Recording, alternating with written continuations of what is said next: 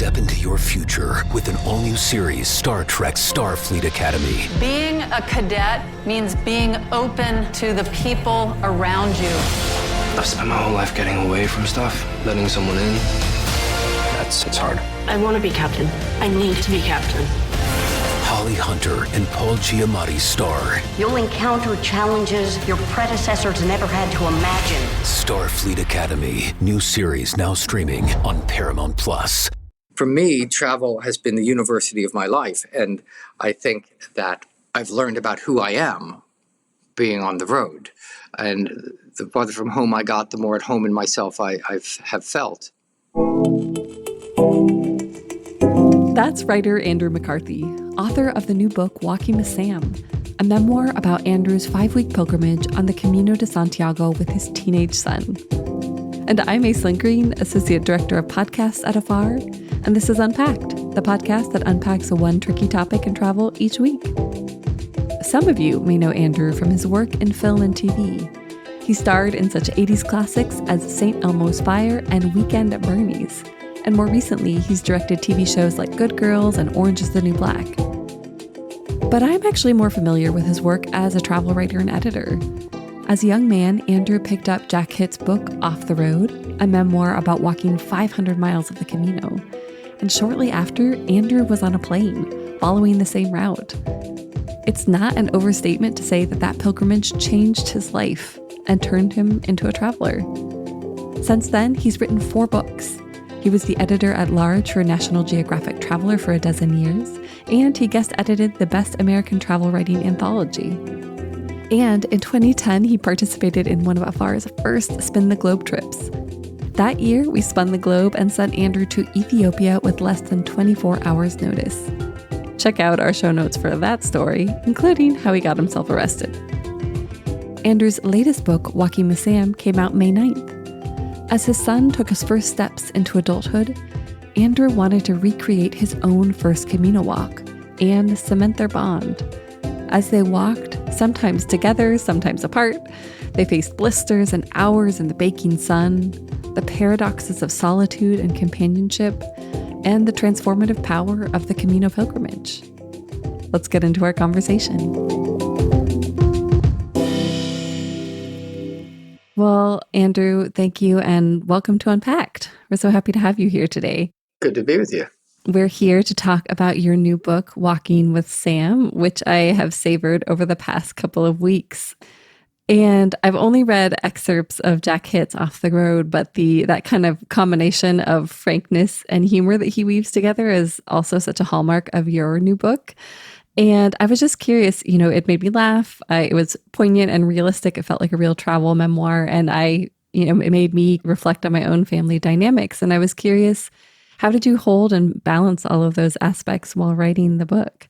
Well, I've been a travel writer, I guess, for the last 20 years or so. And so it's a place where I easily and happily find myself on the page. And there were 3 aspects I wanted to weave together when I was doing it. One was the travel, the physical journey, the literal journey of that, and weaving in then the emotional experience of what happened with my son walking across the Camino and the emotions that went on internally there, and recollections of my own father, because in many ways it's a father-son book, and parenting sort of memoir, and also then tying into the history of the Camino and sort of braiding those 3 things together, those separate strands, hopefully into one, and one would sort of feed into and launch into the other. Yeah, well, it came through beautifully. I don't want to steal too much of the premise because, of course, we want listeners to read the book. But for listeners, could you briefly explain why you decided to embark on a second Camino pilgrimage? Yeah, well, should we explain at all what the Camino is? Or I guess everyone would know what the Camino is, but yeah, go for it. I did first hear about the Camino when I read Jack Hitt's book, Off the Road, and it was about his, the Camino is an ancient pilgrimage route that dates from the 8th century when the Catholic Church said that the bones of St. James the Apostle had been found in the westernmost reach of the Iberian Peninsula, and anybody who marched there would get half their time in purgatory knocked off, which is a good deal, right? Well, I think what it primarily really was about, though, was real estate, in that Islam had taken over the Iberian Peninsula, and the Catholic Church wanted it back. So what they were saying in essence was, why you're marching across Spain to get your almighty soul cleansed, why don't you kick out those damn Moors, And so it was about the Christian reconquest of Spain. It started the Crusades and, the Knights Templar and all that good bloody stuff. So it really was, I think, much more about that. And frankly, the Catholic Church has walked back everything about St. James, and that he probably wasn't even ever in Spain. Yeah. But it has an interesting history, a fantastic history. And, along the way, there are all the great churches, those old Romanesque churches dating from the 8th, 9th, 10th century that are fantastic. And so what was the question? I was wondering if you could explain why you decided to embark on this trip with your son, essentially. Why I wanted to do it with the second time. Well, I did it 25 years ago, and it was life-changing for me. I found it illuminated for me. I had a moment in a field of wheat, and halfway through the walk, there's the thing called the High Meseta, which is this high desert, really, a plateau, and it's days upon days of walking through wheat, and it's known to sort of wreak havoc with a walker's mind. And Don Quixote was in the southern Meseta for most of his, so you kind of really understand why he was tilting at windmills. And I had a sort of sobbing fit in the middle of the field of wheat all those years ago, and I had a moment of clarity that about how much fear had dominated my life in a way that I had been unaware of until that instant. I was never even aware that fear was a factor in my life until that moment of its first absence when I was in the Camino. And so that really changed my place in the world and the way I walked through the world. And fear, of course, doesn't go away the minute you name it, but it can never have its blind power over you the minute you sort of acknowledge those things. So that was a real revelation for me. And that changed my life. That started me traveling the world. That's why I became a travel writer, all dating back to that one instant in the Camino. So I'd always wanted to walk it again. And I knew that I didn't want to walk it again right away. And eventually I thought I probably never would. Time was slipping away and I never would. But then my son, he was 19 and starting to leave home and all that. And I'd say one of the great regrets of my life is that I left home at 17 and never looked back. And I had no relationship with my father throughout the rest of his life and through my adulthood. And I think that was a real loss in my life. And I didn't want that to happen with my kids. So I had no template for then, consequently had to have an adult relationship with a child of mine. And since the Camino was such a grounding and sort of self-revealing moment the first time, I thought it might be interesting to sort of share that with my son if he was willing to do that with me. And he was, surprisingly, or maybe not so surprisingly, but and so, it was trying to set new footing on our relationship as more of an adult one as opposed to parent-child in that way. I have no interest in being my son's buddy or his pal. I'll always be his father, his dad. But one of the results of it was, though, I think I began to see him and he began to see me as opposed to just, it's at one point, I think I even say in the book, he talks about it's really difficult to see your parents as real people. Yes. And I think the same is true with our kids. Our kids are sort of like us in some ways. They may look like us. So we think they're young versions of us. And they're not. One of those things that was really revealed to me in the walk was like Sam was responding to situations very different from the way I would. And it's like, oh, he's his own guy. Yeah. And to see that. And you can't honor that till you can see it. So I think that was one of the things that came from that was our seeing each other. And in that seeing, it creates space. And then that space can be filled with a sort of a love and trust, Yeah.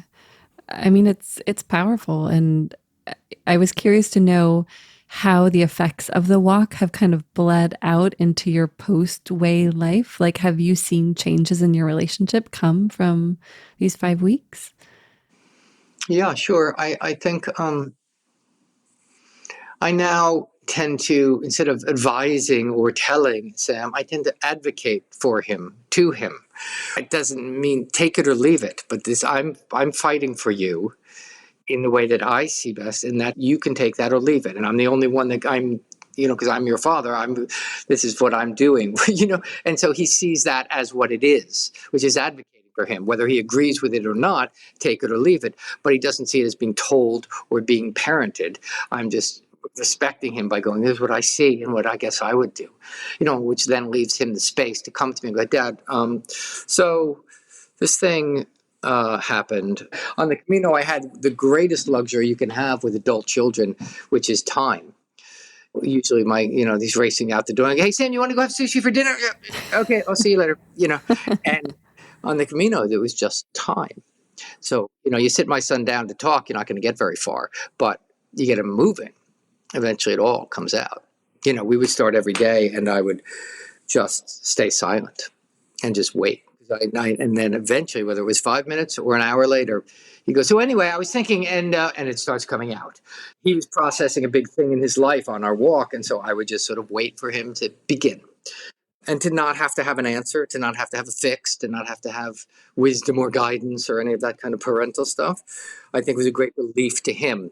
And it was a challenge for me to just keep my mouth shut. That was one of the things that I noticed throughout, is just the number of times that you were able to bite your tongue to just listen and not say what maybe you were thinking in your head. Oh, often, and it was, and because I knew I had time.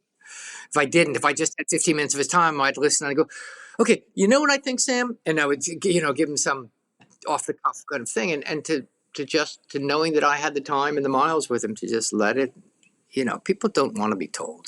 We don't learn anything that way. And especially at that age, right? Yeah. You want to figure out your own. Absolutely. Absolutely. I think it's like, I would like to think of myself as like a big backstop behind him on a baseball field, on a Little League field. It's like, I'm here behind you. You go out there into the world. And when you turn around, I'm going to be right here. Yeah. And know that I'm here. But you go do your thing. But that's an important thing to know that someone's, got your back in life. I didn't feel that when I was young. I felt very alone in the world. So, it's a fine line of letting them go do their thing. And then no, but I'm here. So go, there are times you want to say, dude, make a different mistake. But, Yeah. Even one of your Camino friends, James, towards the end of the book, remarked on that, right? On, seeing what a father-son relationship could be. The Camino's chock full of metaphor, easy ones, cheap ones. And as you get to Santiago, the walk is across Spain to Santiago de Compostela in the northwest, and it's about 50 miles from the sea. And a lot of pilgrims then continue on beyond Santiago to Finisterre, which is the name of this place on the sea. And I had no interest or desire to do that either time. My goal is Santiago, and that's enough for me. But Sam kind of said, I'm going to walk to Finisterre. And which I thought was just, the low-hanging fruit of that metaphor was just fantastic to me, because that's what we want as parents, is for our children to go beyond us, right? I mean, that's the goal. If you've done your job well, you set them up to go to exceed you, whether you're the first one to go to college, the first one to go to medical school or something. That he went beyond me to the sea during the walk, really I found very meaningful and powerful. And I loved that happened. Yeah. That was surprising. I kept thinking that you were going to decide to go with him, and I love that you didn't, and just he had his own end in a way. I mean, I part of me wanted to go, but a part of me also said, it's none of my business. That's his. Even if I wanted to go, I wouldn't have. It's like that's, and I didn't. I wanted to sit my ass down, but it was great to just see him go. And it was like sending a kid off to school or something, because when I walked him to the beginning of the trail that morning in the dark when he was going off to finish there, and walking back to town alone as he was continuing on, I was just started crying. It was just like, oh my God, I haven't felt this alone since I was in third grade walking to school. It's like, wow. Parenting's a funny thing.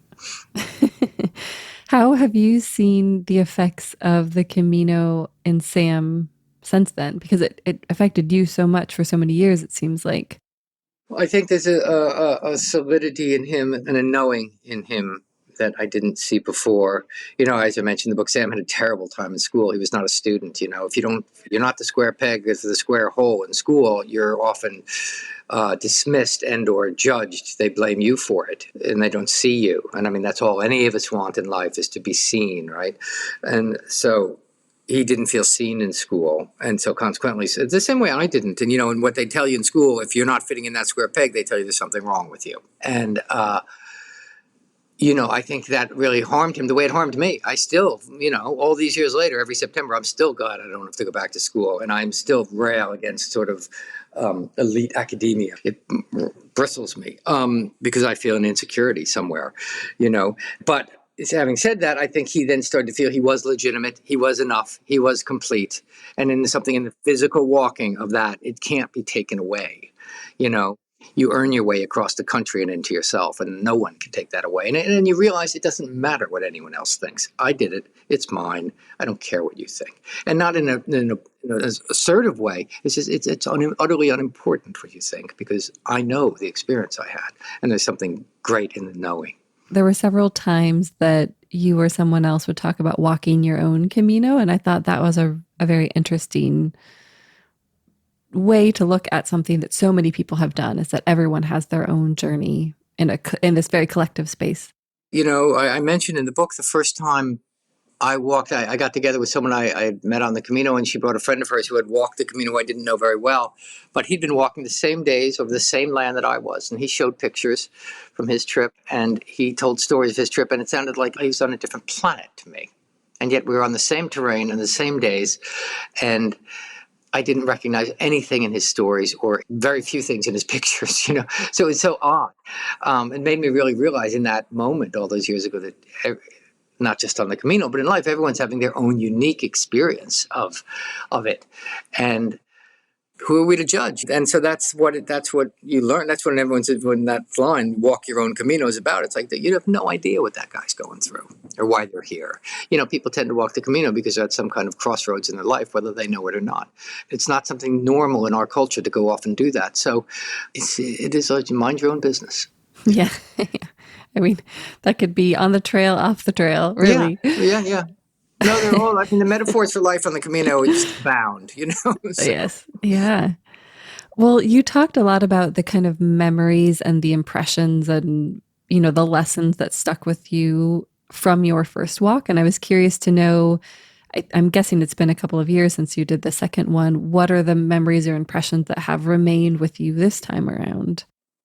That's interesting about memory. First of all, I thought I remembered everything about that first Camino, and I realized memory is a funny thing. Memory lies, and we morph our memories to suit the narrative that we either consciously or unconsciously need to have in our lives, and to justify things and to understand them.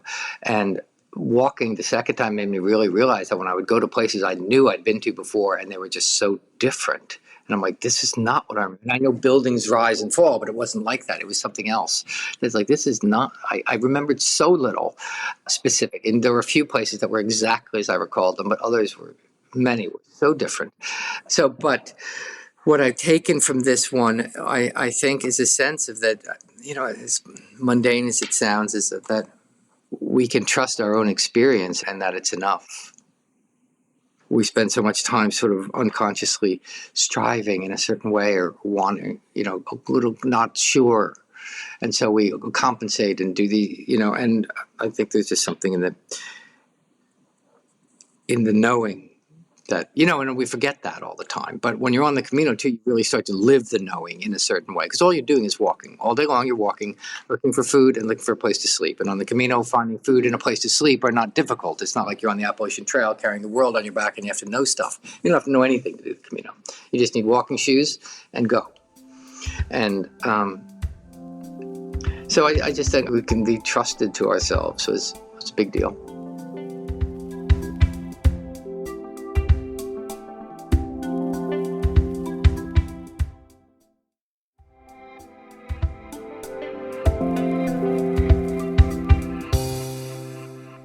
You traveled so extensively, and I was curious if you have thoughts about why walking in particular has such a unique power. And walking long distances, not just like a little stroll, but... Well, I think even a stroll can have very profound effects on us. I think we were meant to move at a walking pace, which we rarely do in life now. And I think our brains work at a walking pace and in a rhythm of walking. That's why so many writers and people have said all these wonderful, great phrases about how walking is well known to, fuel creativity. It's well known to sort of burn away anxiety and all sorts of things. I think walking has, I used to perceive it as just the slowest way to get somewhere. And now I have come to believe that walking is actually the event itself. And I think it's a natural rhythm of our bodies and minds are, inexorably linked, and I think it's one of the things that the Camino gives you is that it reveals your mental pattern. It would reveal my mental patterns to me and my cycles of thinking and my emotional cycles in ways that you think it's life happening to you and things like that. And it's not, it's just your emotional rhythms and mental rhythms, and often influenced by being hungry or tired. And it's not the things that are happening in life, it's my internal things that's influencing my perception of the things. That's what's really happening. There are very few events that are asserting themselves and altering your, of course they happen, cataclysmic events, both positive and negative, they can assert themselves into your experience. But most of the time, it's our perception of the experience that is causing our reactions to them. So you really see that when you're walking on the Camino. That's why you're never bored. It's never boring. It's fascinating. You'd think, oh my God, that sounds so boring. That was never an equation. Sometimes you're exhausted and wish you could just quit and go home or whatever. But which you can, which is important to realize. You can go home. You can hop in a taxi like Taxi Cab Roger did, Yeah. But is that what you want to do? Is that what you want to do? Well, yeah, I want to go. Okay, so go ahead, get in one. Well, no, I'm not going to do that. Okay, then you're not. Then let's deal with that. So I don't know. I ramble. No. But that's what also the things of walking does. Walking also allows the mind to ramble and to, I would walk with Sam. We'd be walking some days. We'd have a conversation that might be able to take place in 10 minutes, and it would take place over 2-3 hours because there were moments of silence. We would just had fallen into silence, and we got into our own things and whatever. And then suddenly 15 minutes later, someone would go, but I don't think that's true, actually. And, and then we would begin again, and then it would fall into silence again. And, only when you're going a long distance with somebody do you have the luxury of that to happen. Yeah, it's kind of like a long road trip. And I think, with phones and distractions, we don't have those kinds of conversations as much anymore. And it was interesting. I mean, you guys covered a lot of ground in terms of your conversational topics, from the space-time continuum to flaming hot Cheetos. I mean, really. We did, and it's interesting about the technology. I mean, there are people that kind of leave their phones at home and make an active, assertive effort. No music, no music going, and we didn't do any of that. I mean, that's fine, great, if that's what you want to do. But we didn't feel the need to sort of impose anything like that. But it was interesting to see, because I also think that my thinking and process is not that precious, So if I need to have, Meatloaf playing in my ear and say "Bat out of hell" to help me get up this hill, I think that's just fine, which also then triggers all sorts of memories and gets the brain going in certain ways. You mentioned Taxi Cab Roger, and I wanted to talk about some of the people you encountered because, as I understand it, the Camino Frances, the route you walked, is viewed as one of the more social Camino, and you ran into a number of characters along the way. And I was just curious how important that kind of social element has been and was for you. Well, it was interesting because it's certainly, the most popular route for sure. I mean, it's sort of, I guess, the main route, I guess, but, and that's the one I walked twice. And the first time I walked, and this time with Sam, we found the first 2 weeks, I was solitary, and Sam and I were pretty much with ourselves. And then at about 2 weeks into it, other people just sort of organically became incorporated into our experience to the point where it was, you just meet these people for dinner and stuff. And, it was great to have that kind of camaraderie. And it was really a relief in a certain way and a diversion. And it was also just really nice to see other people growing along the way, So, yeah, other people are a big part of it. And you can be as alone or as social as you want to be on the Camino. Well, the book it is such an honest portrait, of both you and your son. And has Sam read it? What did he think of the book? Well, he hasn't read it. He hasn't? I told him, I said, how funny. I said, Sam, I'm turning this book in. You might want to take a look at this. And he's just not a big reader, you know.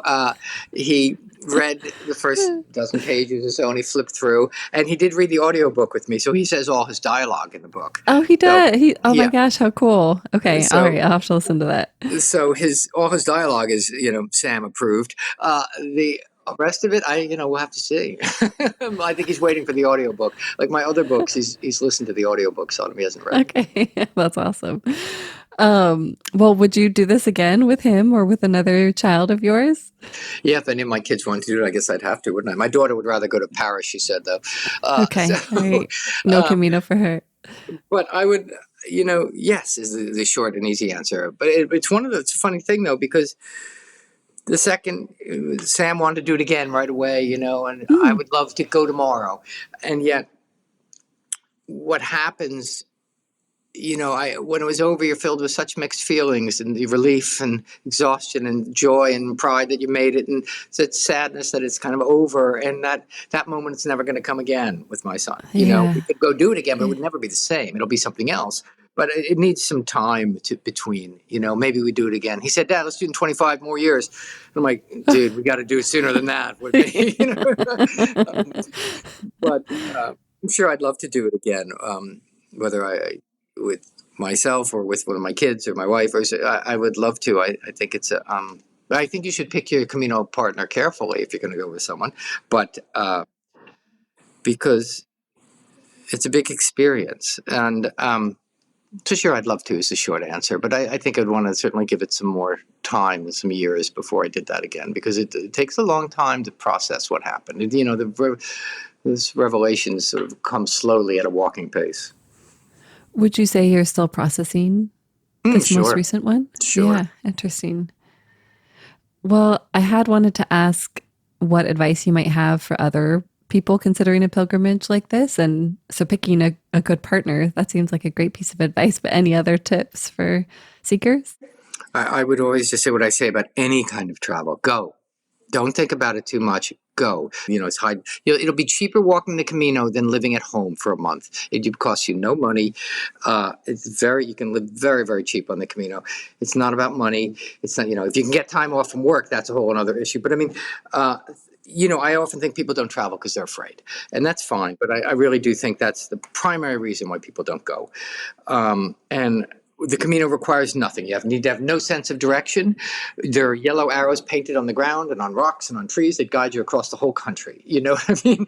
So you don't need a map. You don't need anything. And you just need a good pair of and I would tell someone not to wear leather hiking boots, that you just need little day walkers. That's all you need. And you need, you need to carry nothing. 2 pairs of shorts and 2 T-shirts, and off you go. And you can buy anything along the way that you need if you have to. And it requires absolutely nothing except sort of a commitment. And you can walk yourself into shape. You don't have to be in shape and train for the Camino. You walk yourself in shape, and you can go as slow as you want to go. Yeah. I mean, you mentioned that a couple of times, like the idea of taking a rest day, stopping for a few days. So yeah, that's great. I would have thought you'd need to prepare yourself for a walk of that sort. So that's good advice. I was curious about, in a time when travel can be so fraught, we have over tourism, there's climate change. Why do you think it's so important to continue to travel? Well, I think it's the greatest, certainly for kids, I think it's the greatest gift we can give our children is to create little citizens of the world. I think it's the greatest thing we could give them. The Mark Twain line, that travel is fatal to prejudice, bigotry, and narrow-mindedness, says it all. I think America, my soapbox is that America is a great country. I'm proud to be American. I wouldn't want to be anything but American. I love living in America. But America is a really fearful country, and we make a lot of our decisions based in fear. And when you make decisions based in fear, not all my fearful decisions have been bad, but all my bad decisions have been based in fear. And I think we make a lot of bad decisions as a country because we're afraid, and we're sold a bill of goods about the world that isn't true. And I think people should go out and find out for themselves and come back. You come back changed by traveling the world. And then I think it's like that ripple a stone in a pond. Those ripples go out and out. You come back changed by it. You encourage somebody else to go. They go, and they come back changed, and they go, and you tell 2 people, and they tell 2 people. It's that kind of thing, So I do think travel is the last best hope for the world. in a very real way, because that's the only way we're going to sort of see that everybody's the same. Everybody wants their kids to do well and be taken care of and have food on their table. And, everybody is pretty much wants the same thing, And I think on a personal level, for me, travel has been the university of my life. And I think that I've learned about who I am being on the road. And the farther from home I got, the more at home in myself I have felt. And leaving our comfort zone is, of course, one of the best gifts that we can give ourselves. And asking for help is one of the most profound things we can do for ourselves. And I think all that happens when you're on the road, and the sense of wonder that happens on the road is an amazing thing. We're so jaded and cynical and tired and bitter and angry and all these sort of things in our daily lives, and we think we know it all, we got it all sorted out, and we know best, and all that stuff. And you get out there on the road and you realize you don't know anything, and you're just a vulnerable person, and you need to ask for help. There's something that's really profound that happens when you say, "Can you help me?" It brings us right back down to the right size. And I've never been anywhere where people have said no. And just going back to wonder for one last second, that sense of wonder that it creates, that innocence and that open-heartedness that it creates. You turn the corner and see the Trevi Fountain for the first time, and just gasp, "Oh my God, look at that." And you turn and you look in my wife's eye and see her going, "Oh my God, look at that." I heard the twinkle in her eye, and suddenly we're reaching to grab each other's hands, and suddenly I'm seeing the young person I fell in love with, and she's seeing the awe-filled guy with wonder in his eyes that she fell in love with too, and not the jaded, tired guy she sits across the breakfast table from, and in that instant of connection. And travel is all about connection, right? To ourselves and to the world around us and to our loved ones if we're with them or whoever we're traveling with. And in that connection, there's great energy. I came back last week from Botswana not last week, 2 days ago on Monday with my 9-year-old son. I was doing a story in Botswana, and I took him, and had an amazing experience. It was uncomfortable a lot of the time. It was no pleasure. It wasn't joy. It was like, okay, we got to dig a hole and poop in the ground. And he's like, "What? I'm not doing that." And I'm like, "Well, this is what we got to do right now, dude." And him learning to do that and like being okay with that, and like even though it wasn't fun for him, big experience. And he, gets on the phone and calls his mom and goes, how are the elephants? "I pooped in the ground." That's a big deal. That is a big deal. Yeah. And it's empowering. And it is. And that's what travel does for us. We get at home in the world. And the world meets us more than halfway every time. There's that kind of sense of delicious disorientation, I feel, when you don't know. And it feels like it can feel a little unnerving the first time, but then you kind of get hooked on the not knowing of it all. Yeah, of course. And that's we're in a great place when we don't know. Yeah, agreed. Well, you've talked a lot about, traveling with other people, but in your 2012 book, The Longest Way Home, you wrote that solo travel makes you feel at home in yourself. And I was curious to know how your view of solo travel has changed over the years. Oh, no, it's just deepened. I mean, solo travel is the best thing you can do with your time. I mean, and I think everyone should travel alone at least once. My God, I find solo travel just, it's like, learning about yourself on steroids, It's fantastic. And it's not about where you're going. It's about where being in yourself, where you're going, and learning about yourself. I don't think we could give ourselves a better gift than to travel alone. And again, people don't travel alone for 2 reasons: for fear of physical safety, which is okay, but I often feel you may be as safe on the streets of Paris or London or Rome as you are in New York City, where I live, and I think the other is fear of loneliness. And I think that's unfortunate, because alone is something we are an awful lot, and we ought to learn to reconcile ourselves with ourselves, and people make a lot of bad decisions because they don't want to be alone, so they just latch on to people and things that they maybe shouldn't. So I think it's okay to eat alone in a restaurant, Yeah. No one's looking. Right? I mean, that's actually... We think they are, but no one is. Yes. Having a drink, reading a book, and eating dinner is one of my favorite things to do. That sounds like heaven, doesn't it? I know. Get away, other people. Just leave me alone. That's the introvert you're talking. But yes. you're preaching to the choir there. But But yeah, no, I think traveling alone is where it's at, of course. But, don't tell my family. Yeah, of course. Well, it sounds like you balance it very well. What was the most recent solo trip that you've taken? There you go. That's how bad it is. That's how bad it is. No, I haven't in a while. Yeah. Sounds like you might be due. Yeah. Well, you were also an editor at large for National Geographic Traveler for years, and you obviously still continue to, travel and write. And where are you at in your travel writing journey? I don't write near as many articles for things. I sort of started writing more books, which I've enjoyed very much. And, I'm someone who likes as few votes as possible in my life. And when writing books, there's really only one vote. Yeah.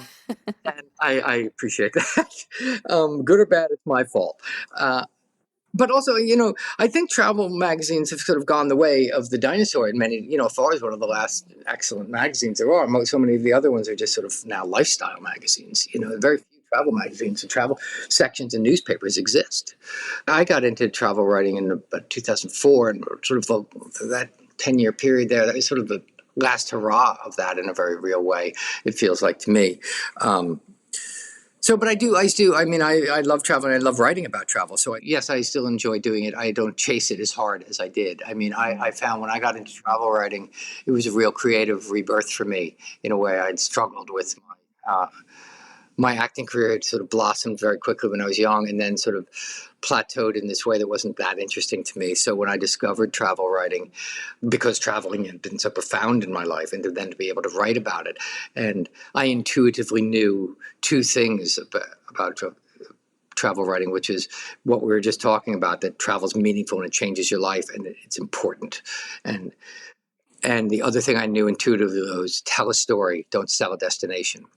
And I knew that just, I suppose, from all the years of acting and directing, of telling story, focus on story. What's the focus? Like when you're directing, it's like, what's the story of the episode of TV you're directing? What's the story of the scene? What's the story of this shot? It's always, what's the story? Always. And so I knew that. And so whatever destination I'm writing about, it's like, what's the story you're telling about it? Because you're never writing about a destination. This book on the Camino is like, it was a perfect hook to do the emotional story I wanted to tell about parenting and fathers and sons. And so the Camino was a perfect vehicle for that. And I knew that each would feed the other. Yeah, yeah. Are there other travel writers or travel books, or I don't know, just writers in general? I know that Jack Hitt, Off the Road, was kind of the impetus for that very first walk that you did, right? Well, Paul Theroux's books really changed my life. His travel books are particularly. I first, when I remember, was the old Patagonian Express, and someone gave me that, and the idea of go far, go alone, don't come back for a long time, get out of touch, was a revelation to me. And so that's what I started doing. And, that led me to sort of do the first Camino in a very real way, as much as Jack Hitt's book did. And then that philosophy carried me through sort of then traveling alone, many places. I think that his books were really impactful to me. And Pico Iyer is a lovely travel writer. But I don't read that much travel. Yeah. Well, thank you so much for joining us. And it's been a real delight to chat with you. And yes, again, congratulations on the book. I really enjoyed it.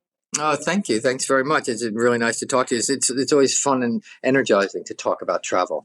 Yes, yes, it is. I know. I'm like, I need to leave today. I know. But yeah, the only thing better talking about is doing it, right? Yeah.